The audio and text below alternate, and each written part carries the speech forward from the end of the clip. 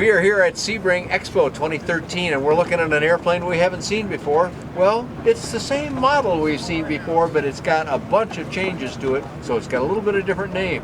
This is the Vision LT. We're talking with Dan Miller from World Aircraft Company. I'm Dan Johnson.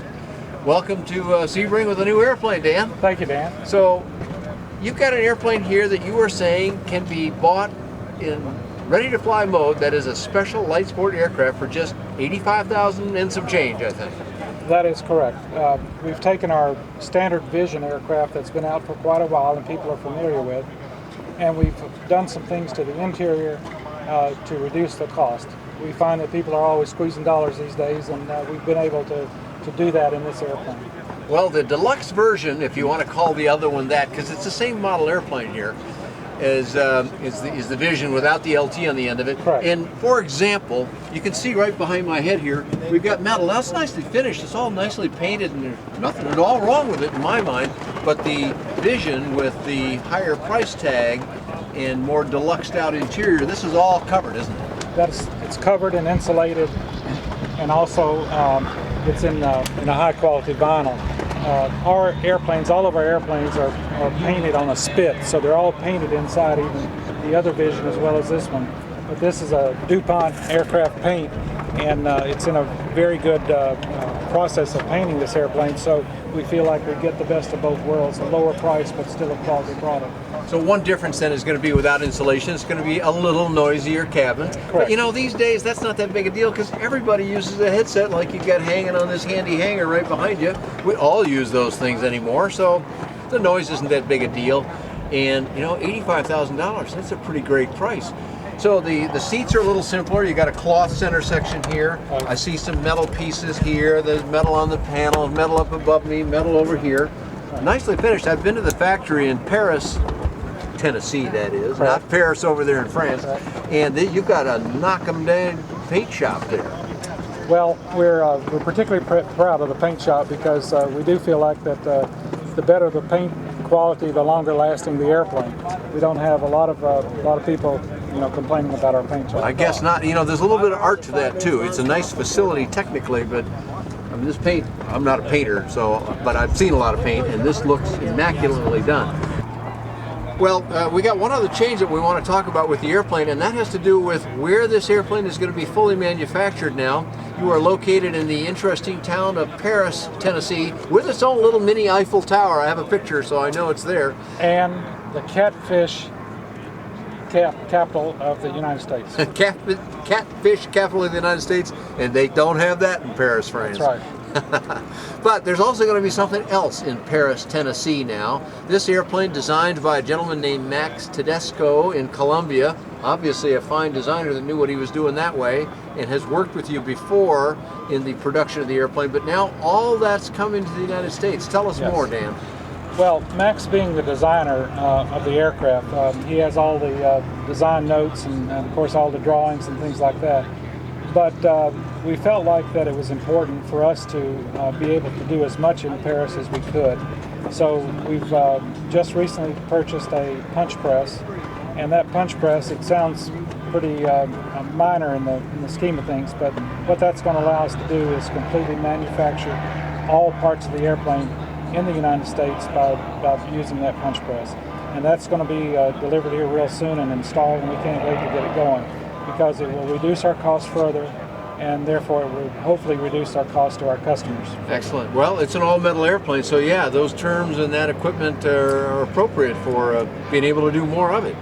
So that's an exciting thing. When do you think you'll be in production? And the tool is coming to you pretty soon. When do you think you'll produce the first airplanes? This year? Well, oh yeah, certainly this year. We look right now. We're selling as many airplanes as we can produce right now. Excellent. But at the same time, our first airplanes will be this summer probably. We hope to have the first one done entirely in Paris, certainly by Oshkosh. Okay, so at AirVenture Oshkosh this year, we'll be looking for an all-American made Vision and Vision LT and whatever else you guys come up with. That's correct. All right. Great. Well, you know, the paint job and the interior and the simplifying of it, that helps you reduce the cost. People don't appreciate sometimes just how much interiors can cost. And looking at the exterior too, this is an all-white airplane with decal versus the higher priced Vision, which has accents, but it's all painted. That's correct. That's quite a bit of difference in price, isn't it, for you as a producer? It's amazing, but our paint process on the regular airplanes took us up to 4 or 5 weeks to get an airplane painted. Is that right? And that's because of the extensive masking involved, the paint design and that sort of thing. If you're going to do design work on it. Design work. So you're painting this one all white, and then you're adding decal, like many of the other companies are doing. And it's interesting, we've had a lot of people that say they just want us to deliver a white airplane and they want to let their spouse have a little bit to do with the decorating of it. And we say fine. But that's available either from us or we can sell the airplane as an all-white airplane and let them do their own decorating. Well, let's come back in a moment to what they can do to the airplane depending on how they buy it from you, and we'll talk about that briefly too. But let's go back to, you simplified the panel here somewhat, Dan, to get that cost down to that very attractive $85,000. Tell us what's going on here that makes it different. Okay, what we did on this airplane to make it a lower cost to our customers is that we went with basically an analog gauges here. Now these are custom gauges just designed for us and designed for the Rotax engine. All the markings on here are custom done for the Rotax and for us, particularly the way we fly the Rotax. So we've got actually 9 instruments in these 3 gauges here. We have the RPMs here, which is prominent, and we feel like that should be an instrument by itself and a prominent instrument. This is the Garmin G40, SL40 radio. And then the biggest change over here is this is the Dynon D60. And that now this is where you're getting your flight instruments evidently, correct. Because all I see over here are engine related instruments. That is so correct. you're getting your flight information here?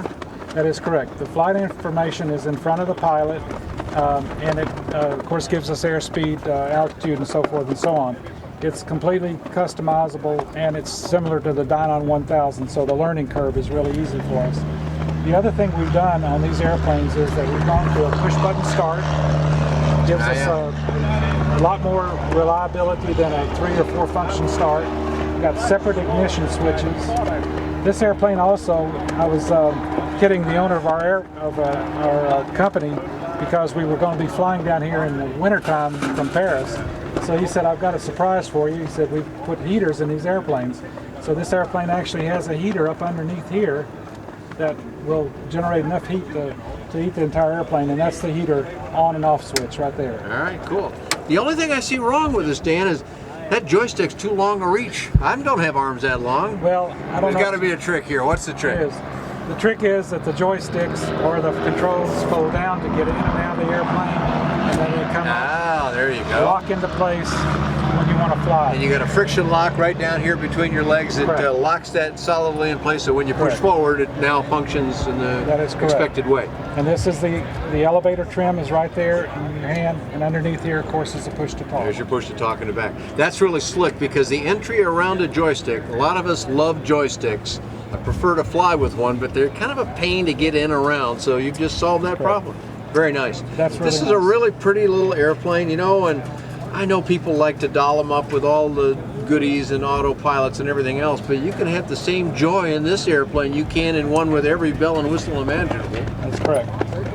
This airplane, of course, can be sold as a kit airplane and let you do your own engine, interior, and instruments, or it can be sold as a ready-to-fly airplane. Okay, so let's talk about that just for a second here. If you have an SLSA, that's the Special Light Sport aircraft, that's the fully built one.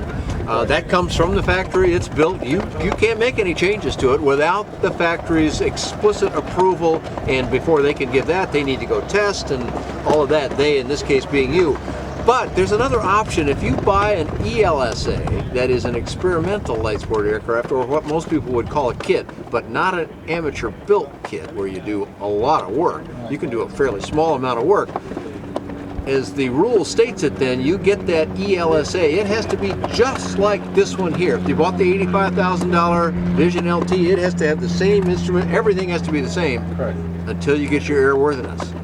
And then you could, if you said, well, you know, this Dynon D60 is a nice instrument, but I really want that big old sky view. You can go add that, and you'll support that effort? Yes, and that's a particularly good example because, of course, we're flying the Dynon 1000 on our other aircraft, so we've got experience in it. We know how it's installed. We know how the interaction between all the instruments work. So you could do that. You could add another radio, which we've done, a transponder, and all those things. you can pretty much customize it the way you want to customize it. Excellent. Well, we've given a lot of information on the new Vision LT here, and speaking with Dan Miller. Where do we go to get some more information? We're watching this on our computer. We'll put it up on the web, on the screen for them, but what's the web address? Well, the web address is worldaircraftco.com, and most of the information is up there. This is a new airplane for us, so I'm responsible for the web page, so just give me a few days and we'll have some additional pictures and some additional information on the airplane. Let's see who gets done first, the video editing or the website editing. Thanks for talking to us today, Dan Miller from World Aircraft and worldaircraftco.com. My name is Dan Johnson, and you can find more information about all the aircraft from World Aircraft on my website. That's bydanjohnson.com or bydanjohnson.com. Thanks so much for joining us today. Thank you, Dan. Appreciate it. My pleasure.